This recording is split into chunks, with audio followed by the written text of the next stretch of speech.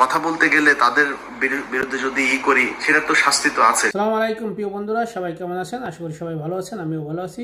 আজকের সমন্বয়কদের নিয়ে কিছু কথা বললেন বিশিষ্ট সাংবাদিক বা আমাদের বাংলাদেশের অধিকাংশ মানুষেরই যে ভালোবাসার স্থল যে সাংবাদিক ইলিয়াস হোসাইন, তাই তিনি অনেক কথাই বলছে সেই সমন্বয়কদের নিয়ে এবং বিএনপি জামাতকে নিয়ে অনেক কথা বলছেন।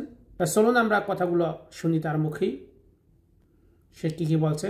সাবস্ক্রাইব করছেন ধন্যবাদ, আর যারা সাবস্ক্রাইব করেন না সাবস্ক্রাইব করার জন্য অনুরোধ রইল। টাকা আসবে, আমরা এই কোটি কোটি টাকা দিয়ে তারপরে রাজনৈতিক দল গঠন করবো, এরকম দু একজনের কাছে শুনেছি। যখন সময়ই হয়তো আমার কষ্টে কাটাইতে হবে, কারণ মানে আমার তো ধরেন যারা ভালোবাসে তারা তো সাধারণ মানুষ, তাদের তো শক্তি নেই। আমাকে যারা মানে অপছন্দ করে বা যাদের বিরুদ্ধে কথা বলেছে তারা তো শক্তিশালী। সো তাদের ব্যাপারে মানে কথা বলতে গেলে তাদের বিরুদ্ধে যদি করি সেটার তো শাস্তি তো আছে, সেটার জন্য হয়তো কোনো এক সময় সে শাস্তি পেতে হবে। যাই হোক, যেটাই হোক, আল্লাহর কাছে দোয়া করি যেন আল্লাহ ইমান ঠিক রাখেন এবং মানে ধৈর্য ধরে যেন যে কোনো শাস্তি মোকাবেলা করতে পারি, এতটুকু, এর বাইরে আর কোনো কিছু না। তো আজকে যে বিষয়টা নিয়ে কথা বলতে এসেছি সেটা হচ্ছে, ধরেন গতকালকে একটা দেখলাম, একজন রিক্সা চালক মারা গিয়েছিল। যে রিক্সা চালক সবাইকে ধরে ধরে নিয়ে যেয়ে তারপরে আপনার হসপিটালে দিয়ে আসতো। সেই লোকটার স্ত্রী গত সপ্তাহ থেকে তিনি ভিক্ষাবৃত্তিতে নেমেছেন, ভিক্ষা করে খাচ্ছেন। সমন্বয়ক যে কজন আছেন, যারা ছাত্র নেতা, যারা ছাত্রদের থেকে উপদেষ্টা হয়েছেন, আমি তাদেরকে সরাসরি এই কথাগুলো বলেছি। এই প্ল্যাটফর্মে আমি ওপেন এই কথাগুলো বলতে চাই। দেখেন, ধরেন এই যে ছাত্রদের ভবিষ্যৎটা আসলে কি, তারা কি চায়?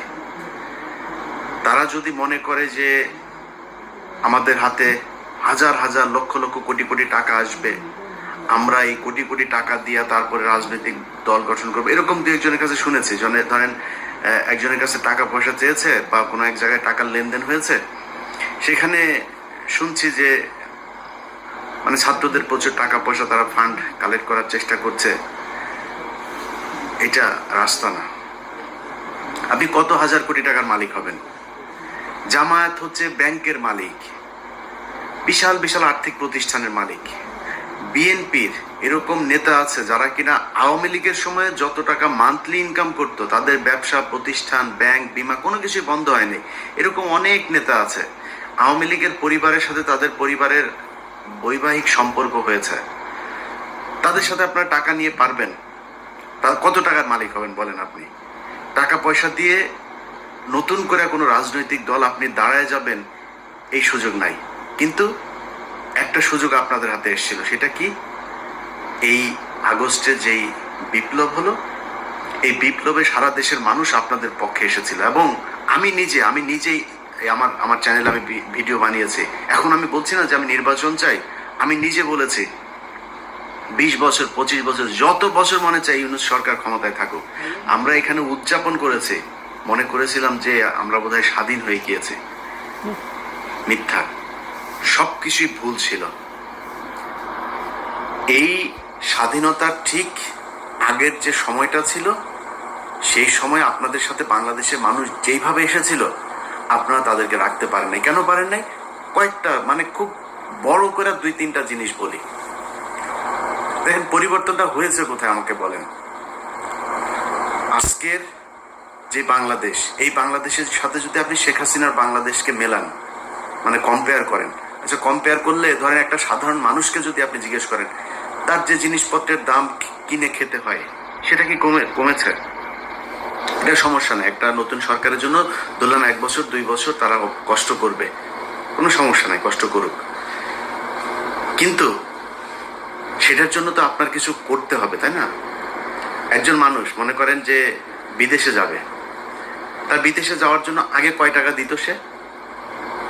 আগে যদি নাকি মনে করেন সৌদি আরবে যেতে 7 লাখ টাকা, 6 লাখ টাকা, 5 লাখ টাকা দিত, তাহলে আগের সরকারের সমস্যা ছিল, দুর্নীতিগ্রস্ত ছিল, তারা বিভিন্নভাবে দালাল টালাল এইসব করে টাকা পয়সা করতো। এই জন্য ইন্ডিয়াতে যেতে লাগে 1 লাখ টাকা, 1.5 লাখ টাকা, আমাদের এখান থেকে 7 লাখ টাকা লাগে। মালয়েশিয়াতে যেতে 60,000 70,000 টাকা লাগে, আমাদের এখান থেকে লাগে 5 লাখ টাকা। ওমান, কাতার, দুবাই, মধ্যপ্রাচ্যের সব দেশে একই অবস্থা। এখন বৈষম্য কাটানোর জন্য বৈষম্য বিরোধী আন্দোলন হয়েছে, মানুষ রক্ত দিয়েছে। সেই বৈষম্য শেষ করার পরে তাদের তো কম লাগবে টাকা, তাই না? আসলেই কি লাগছে? তাহলে এইটার দায় কার? এটার জন্য তো আপনাকে জবাব দিতে হবে। আপনি যেটা শেখ হাসিনা পারেন সেটা আপনি করে দেখাবেন, এই জন্যই তো আপনাকে পরিবর্তন করে আনা হয়েছে। মানে সবকিছুর পর আমি এই যে যুক্তি দেখাচ্ছি, এটাতে আবার আওয়ামী লীগের খুশি হওয়ার কিছু নাই। তোদের আসলে মানে তোদেরকে নিয়ে মানে কথা বলার মতো এই এই মানে রুচিটাও, তোদের নিয়ে কথা বললেই মেজাজ খারাপ হয়ে যায়, গালাগালি করতে ইচ্ছা করে। তোরা তো মানুষ না।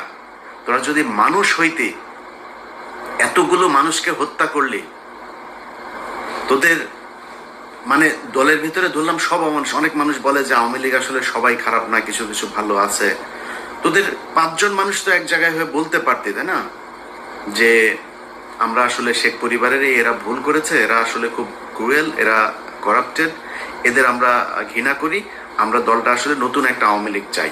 মনে কর তুই শেখ মুজিবের আওয়ামী লীগই চাস, ধরলাম এই গত 15 বছরে আওয়ামী লীগ চাস না, মাপ চেয়েছে কেউ এখনো পর্যন্ত ওদের ভেতরে মিনিমাম কোনো অনুশোচনা, অনুতপ্ত কোনো কিছু না। ওরা আবার করে, আবার আসবে, আবার ওইরকম করবে। এখন ওদেরকে সুযোগ করেও দিচ্ছে, এই সরকারি দিচ্ছে।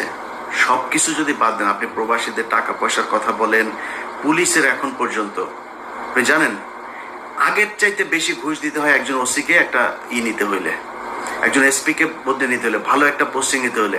পুলিশের বউ, ঊর্ধ্বতন কর্মকর্তাদের বউ পর্যন্ত মাঠে নেমেছে টাকার কালেকশনে। একজনের বউয়ের ফোন রেকর্ডও আছে, এক ওসির সাথে কথা বলছে, নিজে করে, নিজের পরিবারের খুব নিকট আত্মীয় দিয়ে তারপরে ওসির সাথে ডিল করায়।